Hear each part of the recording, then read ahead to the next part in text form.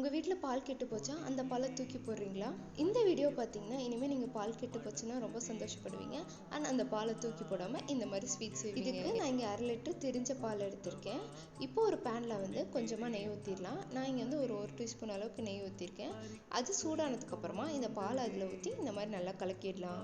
இப்போ இதுக்கு மேலே ஒரு பிஞ்சளவு ஏலக்காய் தூள் போட்டு அதையும் நல்லா மிக்ஸ் பண்ணி விட்டுடலாம். கெட்டுப்போன பால்லாம் ஸ்வீட்டாக, கெட்டுப்போன பால்லாம் சாப்பிடக்கூடாது அப்படின்னு நீங்கள் நினச்சிங்கன்னா கூகுளில் சர்ச் பண்ணி பாருங்கள். பால் ஓரளவுக்கு சுண்டி வந்ததுக்கு அப்புறமா இதில் வந்து ஒரு 5லேருந்து 6 ஸ்பூன் அளவு சக்கரை சேர்த்து அதை நல்லா வந்து மிக்ஸ் பண்ணி விட்டுடலாம். சக்கரை வந்து உங்கள் சுவைக்கு எப்போ கூடவோ குறைச்சோ போட்டுக்கோங்க. சக்கரை சேர்த்ததுக்கு அப்புறம் தண்ணி விடும். ஸோ இதை வந்து கைவிடாமல் நல்லா இந்த மாதிரி பால்கோவா மாதிரி திரண்டு வரலாம் அதை வந்து மிக்ஸ் பண்ணிட்டே இருங்க. இப்போ பாருங்க, இதை நல்லா சட்டியில் ஒட்டாமல் திரண்டு வந்துருச்சு. இதான் கரெக்டான ஸ்டேஜ். இப்போ ஸ்டவ் ஆஃப் பண்ணிடுங்க. இப்போ இது சூடாக இருக்கும் போதே ஒரு பவுலில் வந்துட்டு எண்ணெய் ஆர் பட்டர் சேர்த்து அதை இதில் வந்து கொட்டி வச்சிருங்க. இப்போ இதுக்கு மேலே உங்களுக்கு பிடிச்ச நட்ஸ் தூவி சர்வ் பண்ணிடுங்க. அவ்வளோதான், நம்ம பால்கோவா வந்து சூப்பராக ரெடி ஆயிடுச்சு. நாளைக்கு இன்னொரு வீடியோவில் பார்க்கலாம். Bye bye.